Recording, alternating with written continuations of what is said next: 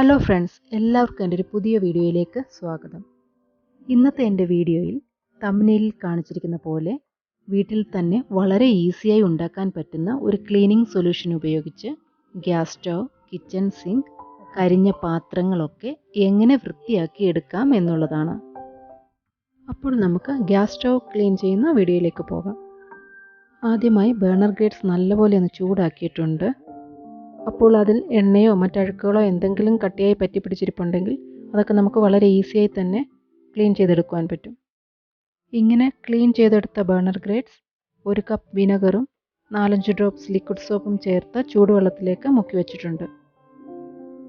ഇനി സ്റ്റൗ വൃത്തിയാക്കുന്നതിന് വേണ്ടി ഒരു ബൗളിലേക്ക് 2 ടേബിൾ സ്പൂൺ ബേക്കിംഗ് സോഡ, ഒരു ഹാഫ് ഗ്ലാസ് വെള്ളം, ഒരു നാരങ്ങയുടെ നീര്, 4-5 ഡ്രോപ്സ് ലിക്വിഡ് സോപ്പ് എല്ലാം കൂടെ ചേർത്തിളക്കി ഒരു മിശ്രിത രൂപത്തിലാക്കി സ്റ്റൗവിൻ്റെ മുകളിലേക്ക് ഇങ്ങനെ തേച്ച് കൊടുത്തിട്ടുണ്ട്.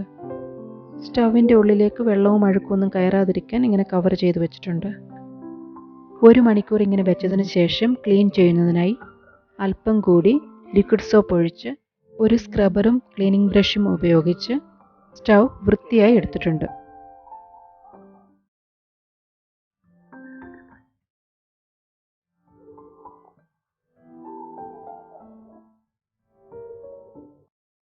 സ്റ്റൗ നല്ലപോലെ വൃത്തിയായി വന്നിട്ടുണ്ട്. ബർണർ ഗ്രേറ്റ്സും ഒരു സ്ക്രബർ ഉപയോഗിച്ച് വൃത്തിയായി കഴുകിയെടുത്തിട്ടുണ്ട്. അങ്ങനെ ബേക്കിംഗ് സോഡ, വിനെഗർ, ലെമൺ ഉപയോഗിച്ചുള്ള ഗ്യാസ് സ്റ്റൗ ക്ലീനിങ് കഴിഞ്ഞു. ഇനി കരിഞ്ഞു പിടിച്ച പാത്രങ്ങൾ എങ്ങനെയാണ് ക്ലീൻ ചെയ്യുന്നത് എന്ന് നോക്കാം. ഇത് അടിയിൽ കരിഞ്ഞു പിടിച്ച ഒരു പ്രഷർ കുക്കറാണ്. ഇതിലേക്ക് 1 ടേബിൾ സ്പൂൺ ബേക്കിംഗ് സോഡ, ഒരു 10 ടേബിൾ സ്പൂൺ മാത്രം അളവിലുള്ള വിനെഗർ, ഒരു അരമുറി നാരങ്ങ പിഴിഞ്ഞതും കുറച്ച് വെള്ളവും ചേർത്ത് ചൂടാക്കിയെടുത്തു.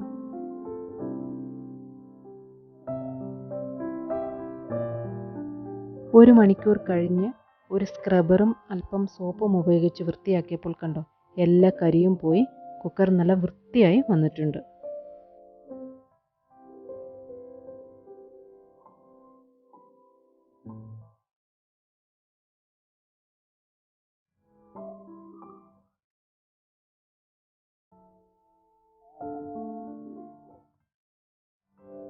ഇനി നമുക്ക് ബേക്കിംഗ് സോഡയും വിനെഗറും ഉപയോഗിച്ച് കിച്ചൺ സിങ്ക് എങ്ങനെ ക്ലീൻ ചെയ്യുന്നതെന്ന് നോക്കാം.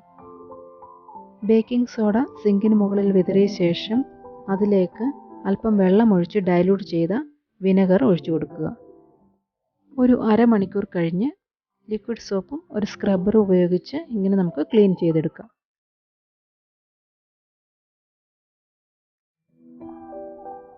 ബേക്കിംഗ് സോഡ ഇതുപോലെ സിങ്കിലേക്ക് ഇട്ടുകൊടുത്ത് കൂടെ കുറച്ച് വിനെഗർ ഒഴിച്ച് അതിലേക്ക് കുറച്ച് ചൂടുവെള്ളം കൂടി ഒഴിച്ചു കൊടുത്തു കഴിഞ്ഞാൽ സിങ്ക് ബ്ലോക്ക് ആവുന്നതൊക്കെ നമുക്ക് ഒരു പരിധിവരെ തടയാൻ പറ്റും.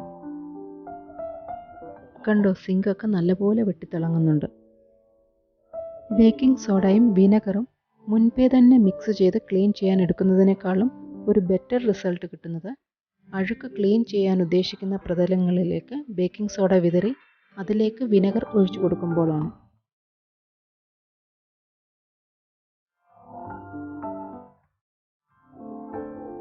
ഇത് സാധാരണ ക്ലീനിങ്ങിനായി വീട്ടിലുണ്ടാക്കിയ ഒരു വിനെഗർ സൊല്യൂഷനാണ്. ക്ലീനിങ്ങിനായുള്ള വിനെഗർ സൊല്യൂഷനിൽ സാധാരണയായി 1 കപ്പ് വിനെഗറിന് 1 കപ്പ് വാട്ടർ എന്ന നിലയിലാണ് എടുക്കാറുള്ളത്. ഇവിടെ ഞാൻ കുറച്ചുകൂടെ ഡൈല്യൂട്ടാക്കി 2 കപ്പ് വെള്ളമാണ് എടുത്തിട്ടുള്ളത്. അതുപോലെ തന്നെ മാർബിൾ, ഗ്രാനൈറ്റ്, തടി കൊണ്ടുള്ള ഫർണിച്ചേഴ്സ് ഇവയൊന്നും കോൺസെൻട്രേറ്റഡ് വിനെഗർ ലായനി ഉപയോഗിച്ച് ക്ലീൻ ചെയ്യാതിരിക്കുവാൻ ശ്രദ്ധിക്കുക. ക്ലീനിങ്ങിനായുള്ള ബേക്കിംഗ് സോഡ ലായനിയും നമുക്കിതുപോലെ ഉണ്ടാക്കിയെടുക്കാവുന്നതാണ്. അപ്പോൾ നിങ്ങൾക്ക് ഈ വീഡിയോ ഇഷ്ടമായെങ്കിൽ പ്ലീസ് ലൈക്ക് ആൻഡ് കമൻറ്റ്. പുതിയ വീഡിയോസിൻ്റെ നോട്ടിഫിക്കേഷൻസ് ലഭിക്കുന്നതിനായി ചാനൽ സബ്സ്ക്രൈബ് ചെയ്ത് ബെൽ ഐക്കൺ ഇനേബിൾ ചെയ്യുക. Till then, by.